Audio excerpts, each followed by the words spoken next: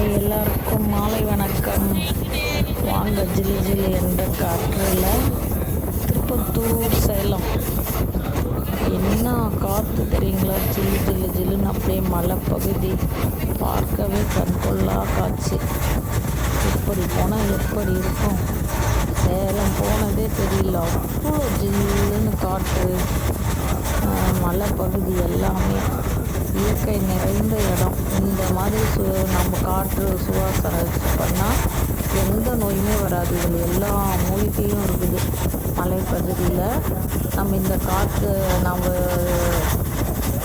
ரசித்தோம்னாவே, இந்த மலையை ரசித்து இந்த காற்றுல போனோம்னாவே இது நம்ம உடம்புக்கு அவ்வளோ நல்லது. நம்ம உடம்புல நம்ம மூஞ்சிலெல்லாம் இந்த காற்று பட்டாலே, இந்த இலைகள் செடிகள் கொடிகளினுடைய இதெல்லாம் பற்றாலே எந்த நோயும் வராது. அதனால தான் இந்த தோட்டத்தில் இருக்கிறவங்களுக்கு, இந்த மலைப்பகுதியில் இருக்கிறவங்களுக்கெல்லாம் நிறைய நோய் வர்றதுக்கு வாய்ப்பே இருக்கிறதில்ல. நல்ல ஆரோக்கியமாக இருக்காங்க.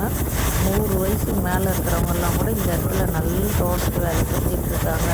அதுக்கெல்லாம் காரணம் இந்த மலையில் இருக்கிற மூலிகை செடி தான். நிறைய மூலிகை செடி. இது டெய்லி காலையில் நைட்டு நம்ம மூச்சுக்கு இருக்கிற காற்றெல்லாம் இந்த மூலிகை காற்று தான். அதனால் உடம்புல எந்த நோயுமே வராது.